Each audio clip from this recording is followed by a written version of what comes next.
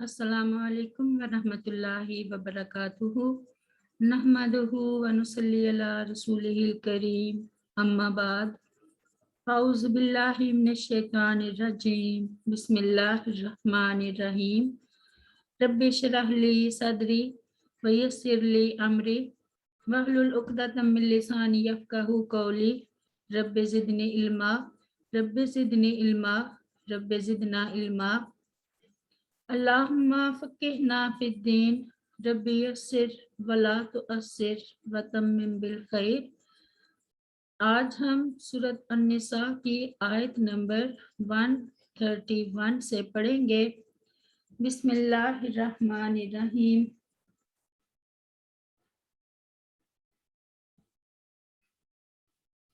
वलिल्लाही और अल्लाह ताला ही का है, माँ जो कुछ है, फिस समावाती आसमानों में, व माँ और जो कुछ है, फिल अर्ज़ी ज़मीन में, वलाकद और अलबत्ता तहकीक, वसैना हमने हुक्म दिया,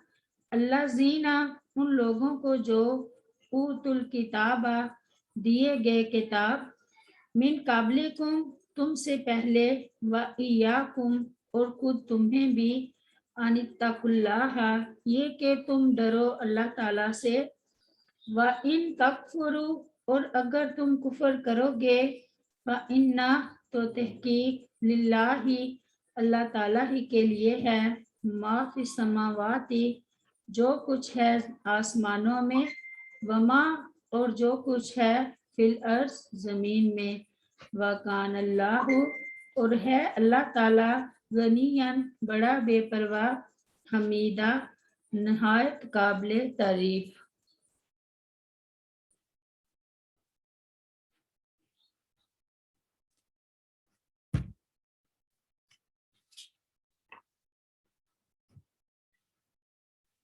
इस आयत में अल्लाह ताला ने फरमाया कि हमने गुज़िश्ता अहले किताब को तकवा की वसीयत की थी, और ए मोमनो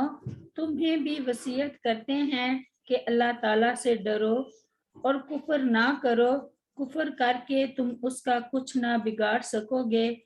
इसलिए आसमानों ज़मीन में जो कुछ है सब उसी की मलकियत है, वो हर चीज़ से कामिल तौर पर बेनियाज है। वकान अल्लाहु गनियन हमीदा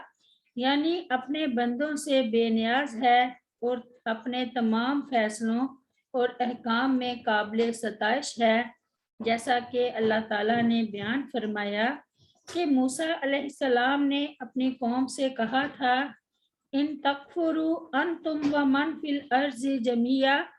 फ इन्नल्लाहा लगनियुन हमीद। सूरह इब्राहीम में,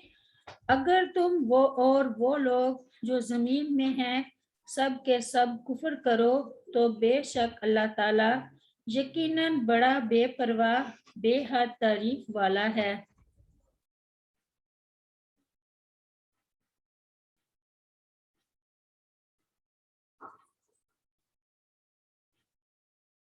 सैयदना अबू ज़र रज़ी अल्लाह अन्हु बयान करते हैं कि रसूलुल्लाह सल्लल्लाहु अलैहि वसल्लम ने फरमाया,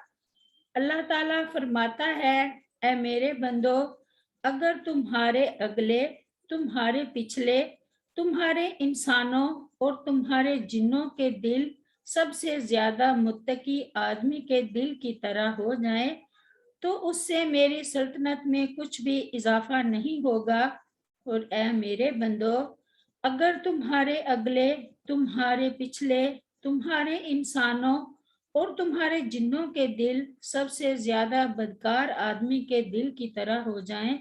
तो उससे भी मेरी सल्तनत में कुछ भी कमी नहीं आएगी। और ऐ मेरे बंदो, अगर तुम्हारे अगले, तुम्हारे पिछले, तुम्हारे जिन्नों इंस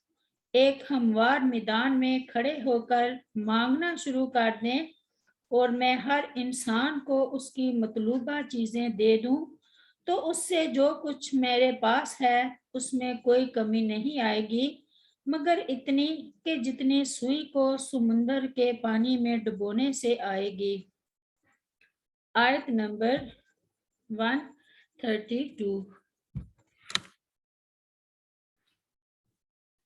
وَلِلَّهِ اور اللہ تعالیٰ ہی کے لیے ہے ماں جو کچھ ہے فی السماواتی آسمانوں میں وما اور جو کچھ ہے فی الارض زمین میں وکافا اور کافی ہے باللہ اللہ تعالیٰ وکیلا نہایت کارساز یعنی جب تمام خزانے اور تمام اختیارات اللہ تعالیٰ کے پاس ہیں اور وہی ان سب کا واحد مالک ہے تو پھر کوئی دوسرا کیا کارسازی کرے گا۔ آیت نمبر 133۔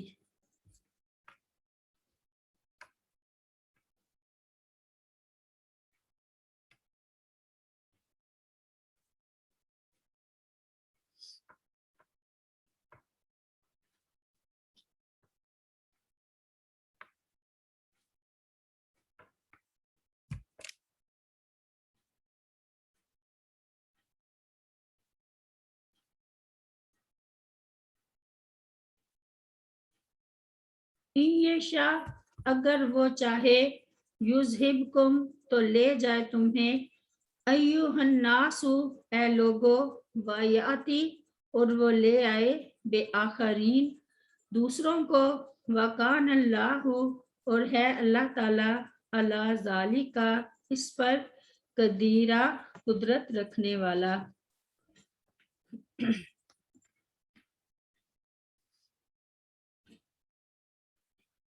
یہ اللہ تعالیٰ کی قدرت قاہرہ و کاملہ کا اظہار ہے کہ جبکہ ایک دوسرے مقام پر اللہ تعالیٰ نے ارشاد فرمایا وَإِن تَتَوَلُّوا يَسْتَبْدِلْ قَوْمًا غَيْرَكُمْ ثُمَّ لَا يَكُونُوا أَمْثَالَكُمْ سورۃ محمد میں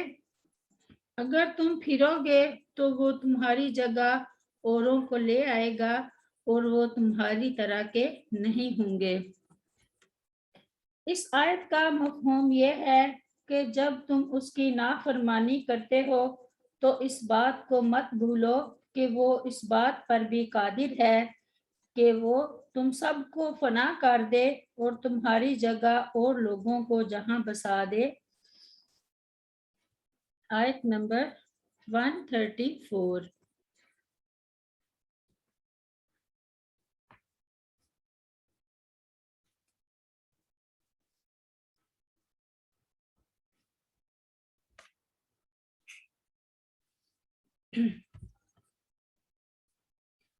من کانا جو کوئی ہے یرید ارادہ کرتا ثواب الدنیا دنیا کے ثواب کا فعند اللہ تو اللہ تعالیٰ ہی کے پاس ہے ثواب الدنیا ثواب دنیا کا والآخرہ اور آخرت کا وکان اللہ اور ہے اللہ تعالیٰ سمیع بصیرہ خوب سننے والا خوب دیکھنے والا۔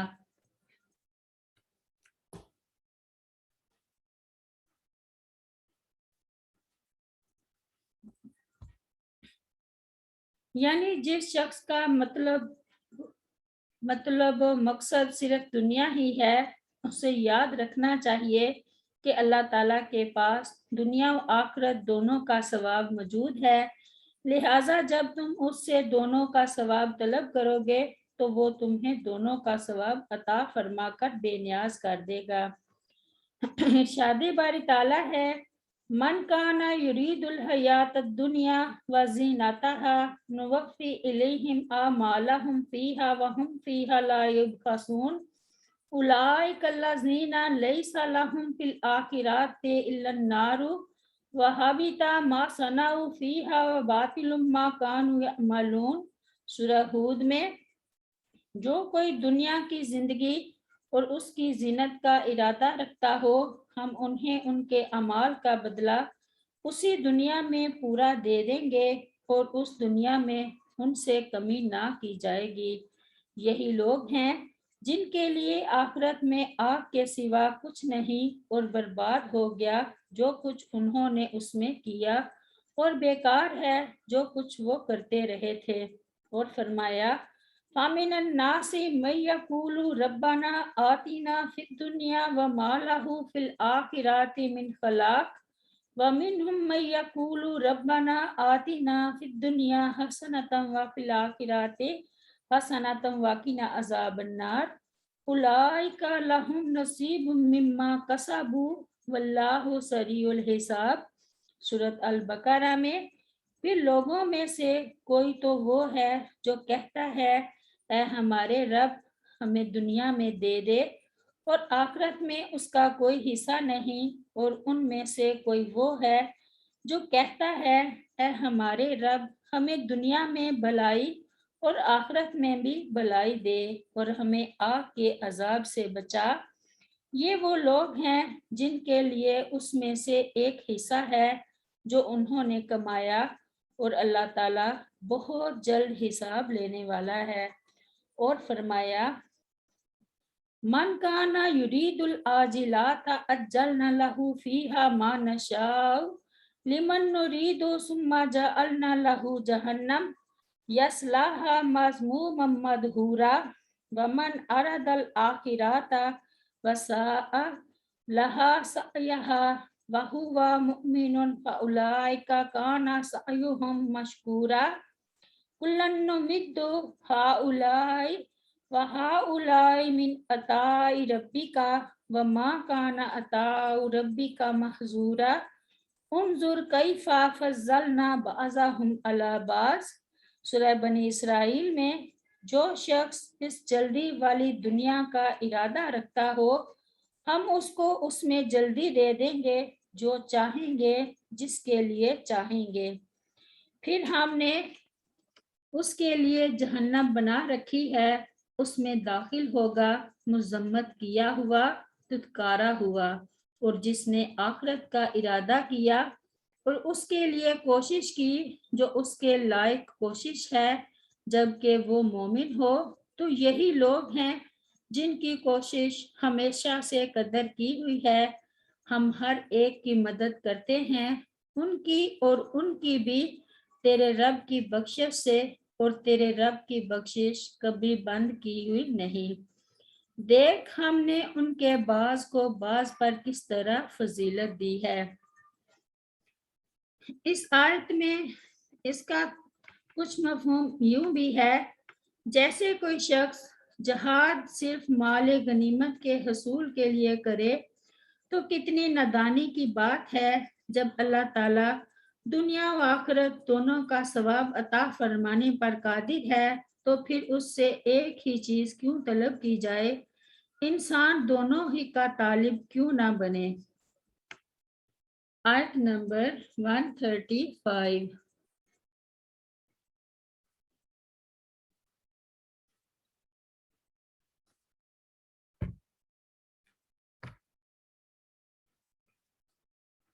یا ایھا الذین،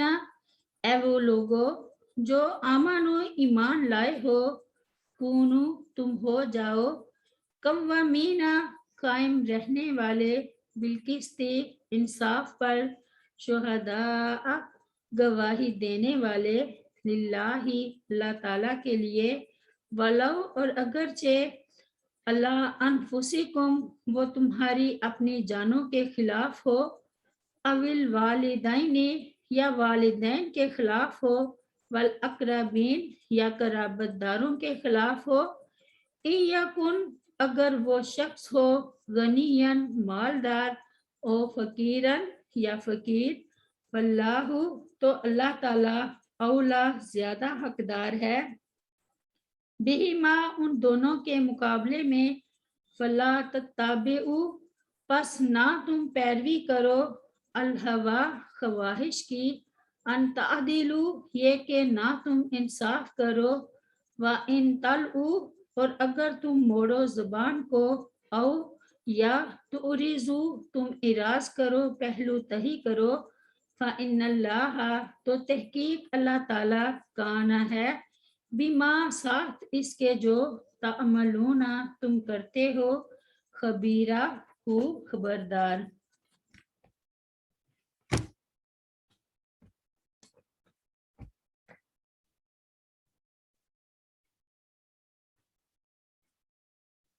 اس آیت کریمہ میں اللہ تعالیٰ نے اہل ایمان کو حکم دیا ہے کہ وہ دنیا میں انصاف پرور بن کر رہیں، اور اگر ان کے پاس کوئی گواہی ہے تو اسے اللہ تعالیٰ کی رضا کے لیے ادا کریں، چاہے اس کی ضرب خود انہی پر کیوں نہ پڑتی ہو، یا وہ گواہی ان کے والدین اور دیگر قریبی رشتہ داروں کے خلاف کیوں نہ پڑتی ہو، اور چاہے جس کے خلاف گواہی دی جا رہی ہو وہ کوئی مالدار آدمی کیوں نہ ہو کہ جس کی خوشنودی کی خاطر عام طور پر لوگ اس کے خلاف گواہی نہیں دیتے، یا کوئی غریب آدمی کیوں نہ ہو جس پر رحم کھاتے ہوئے لوگ اس کے خلاف گواہی نہیں دیتے، اس لیے کہ اللہ تعالیٰ بہتر جانتا ہے اور وہ زیادہ ان پر حق رکھنے والا ہے۔ لہٰذا ذاتی غرض، عصبیت اور آپس کی عداوت کی وجہ سے انصاف کا دامن نہ چھوڑ بیٹھیں، نہ اس میں اپنی زبان کے ذریعے تحریف پیدا کریں اور نہ اسے چھپانے کے لیے اس سے اراض کریں، اس لیے کہ اللہ تعالیٰ ان تمام اعمال سے باخبر ہے، ان کا انہیں بدلہ دے کر رہے گا۔ یا ایھا الذین آمنوا کونوا قوامین بالقسط شہداء للہ، عدل و انصاف کے ساتھ گواہی دینا بہت ضروری ہے، جیسا کہ اللہ تعالیٰ نے ارشاد فرمایا وَأَقِیمُوا الشَّهَادَةَ لِلَّهِ سورۃ الطلاق میں، اور شہادت اللہ تعالیٰ کے لیے قائم کرو، اور فرمایا وَمَنْ أَظْلَمُ مِمَّنْ كَتَمَ شَهَادَةً عِنْدَهُ مِنَ اللَّهِ وَمَا اللَّهُ بِغَافِلٍ عَمَّا تَعْمَلُونَ سورۃ البقرہ میں، اور اس سے زیادہ ظالم کون ہے جس نے وہ شہادت چھپا لی جو اس کے پاس اللہ تعالیٰ کی طرف سے تھی، اور اللہ تعالیٰ ہرگز اس سے غافل نہیں جو تم کرتے ہو، اور فرمایا وَلَا تَكْتُمُوا الشَّهَادَةَ وَمَن يَكْتُمْهَا فَإِنَّهُ آثِمٌ قَلْبُهُ وَاللَّهُ بِمَا تَعْمَلُونَ عَلِيمٌ سورۃ البقرہ میں، اور شہادت مت چھپاؤ، اور جو اسے چھپائے تو بے شک وہ اس کا دل گناہ گار ہے، اور اللہ تعالیٰ جو کچھ تم کر رہے ہو اسے خوب جاننے والا ہے۔ جھوٹی گواہی دینا بہت بڑا گناہ ہے۔ سیدنا ابو بکر رضی اللہ عنہ بیان کرتے ہیں کہ رسول اللہ صلی اللہ علیہ وسلم نے 3 مرتبہ فرمایا کیا میں تمہیں کبیرہ گناہوں میں سے سب سے بڑے گناہ نہ بتاؤں؟ صحابہ کرام رضوان اللہ علیہم اجمعین نے کہا کیوں نہیں اے اللہ کے رسول؟ آپ صلی اللہ علیہ وسلم نے فرمایا اللہ سبحانہ و تعالیٰ کے ساتھ شرک کرنا اور والدین کی نافرمانی کرنا۔ سیدنا ابو بکر رضی اللہ عنہ بیان کرتے ہیں کہ آپ صلی اللہ علیہ وسلم ٹیک لگائے ہوئے بیٹھے تھے، پھر آپ صلی اللہ علیہ وسلم سیدھے بیٹھ گئے اور مزید فرمانے لگے خبردار جھوٹ بولنا اور جھوٹی گواہی دینا، خبردار جھوٹ بولنا اور جھوٹی گواہی دینا۔ پھر آپ صلی اللہ علیہ وسلم مسلسل یہی کہتے رہے۔ ابو بکر رضی اللہ عنہ کہتے ہیں کہ میں نے سوچا آپ ایسے ہی بیان فرماتے جائیں گے اور خاموش نہیں ہوں گے۔ اِن غنیًا او فقیرًا فاللہ اولیٰ بہما، یعنی جس کے خلاف تمہاری گواہی پڑ رہی ہے وہ دولت مند ہے تب، اور اگر غریب ہے تو تب بھی تم اللہ تعالیٰ اور اس کی شریعت سے بڑھ کر اس کے خیر خواہ نہیں ہو سکتے، لہٰذا نہ تم دولت مند کی دولت مندی کی وجہ سے اس کی بے جا حمایت یا مخالفت کرو، اور نہ غریب پر ترس کھا کر اس کے لیے بے جا رعایت کرو، بلکہ ہر صورت میں اللہ تعالیٰ کے حکم کے مطابق سچی گواہی دو۔ ایسا نہیں ہونا چاہیے کہ غریب کی غربت تمہیں اس کی بے جا حمایت پر آمادہ کرے۔ تم اللہ تعالیٰ سے بڑھ کر اس کے بندوں کے خواہ وہ امیر ہوں یا غریب خیر خواہ نہیں ہو سکتے، نہ زیادہ ان پر حق رکھنے والے ہو۔ وَإِن تَلْوُوا او تُعْرِضُوا فَإِنَّ اللَّهَ كَانَ بِمَا تَعْمَلُونَ خَبِيرًا ان تلعو، یعنی اگر تم زبان کو پیچ دے کر اس طرح بات بنا کر پیش کرو کہ جس کے خلاف گواہی پڑھنی چاہیے وہ بچ جائے، او تُعْرِضُوا یعنی اراض کرنا کے معنی شہادت کے چھپانے اور ترک کرنے کے ہیں۔ ارشاد باری تعالیٰ ہے وَمَن يَكْتُمْهَا فَإِنَّهُ آثِمٌ قَلْبُهُ سورۃ البقرہ میں، اور جو اسے چھپائے تو بے شک وہ اس کا دل گنہگار ہے۔ سیدنا زید بن خالد رضی اللہ عنہ بیان کرتے ہیں کہ رسول اللہ صلی اللہ علیہ وسلم نے فرمایا کیا میں تمہیں بہتر گواہ کے متعلق نہ بتاؤں؟ بہتر گواہ وہ ہے جو پوچھنے سے پہلے ہی سچی گواہی دے دے۔